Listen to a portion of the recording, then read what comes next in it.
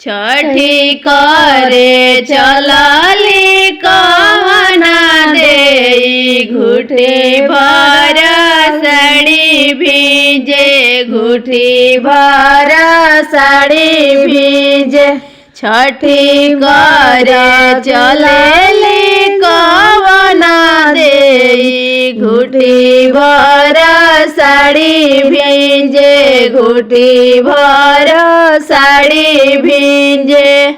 भिजता तो साड़ी मोरे भीजे देहूँ चंदनी मोरा नहीं भीजे चंदनी मोरा नहीं भीजे। भिजता तो साड़ी मोरा भीजे देहूँ चंदनी मोरा नहीं भीजे चंदनी मोरा नहीं भीजे।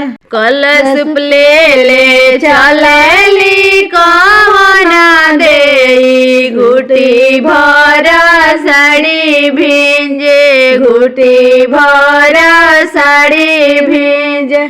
भिजता तो साड़ी मोरा भीजे देहूँ चुनरी मोरा नहीं भीजे चुनरी मोरा नहीं भीजे। और भले चलली कहना दे 1.25 के साड़ी भीजे 1.25 के साड़ी भीजे।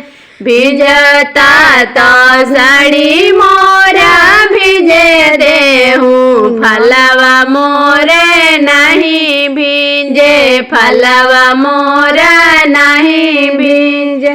भिजता तो साड़ी मोरा भीजे देहूँ कलश मोरा नहीं भीजे कलश मोरा नहीं भीजे। छठी मैया के महिमा महान बाड़े अर्घ लेवे आइल बानी अर्घ लेवे आइल बानी।